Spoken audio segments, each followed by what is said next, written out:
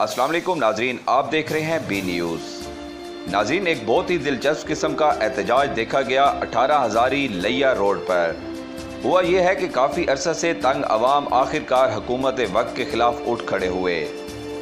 इस बार लोगों ने रवायती तरीका एहतजाज से हटकर एक ऐसा तरीका अपनाया जिसके बाद इलाका के MNA, MP और डिप्टी कमिश्नर को सोचने पर मजबूर कर दिया। इसी अवाम के टैक्स के पैसे से आपको तनख्वाह मिलती है और वही अवाम आज अपने हक के लिए रो रही है। चौक 18 हज़ारी लिया रोड पर अरसा दराज से बड़े बड़े गड्ढे बन चुके हैं जो बारिश के बाद दरिया का मंजर पेश करने लगते हैं। आज जब बारिश हुई तो लोगों ने वहां धान की फसल काश करना शुरू कर दी।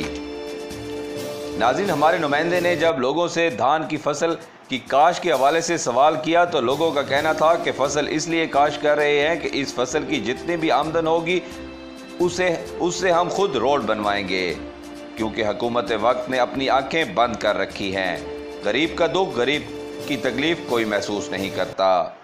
इलाका मकीनों का मजीद कहना था कि अगली बार जब वोट मांगने हमारे पास आएँ तो ये सारे मसले हल करवा कर आएँ।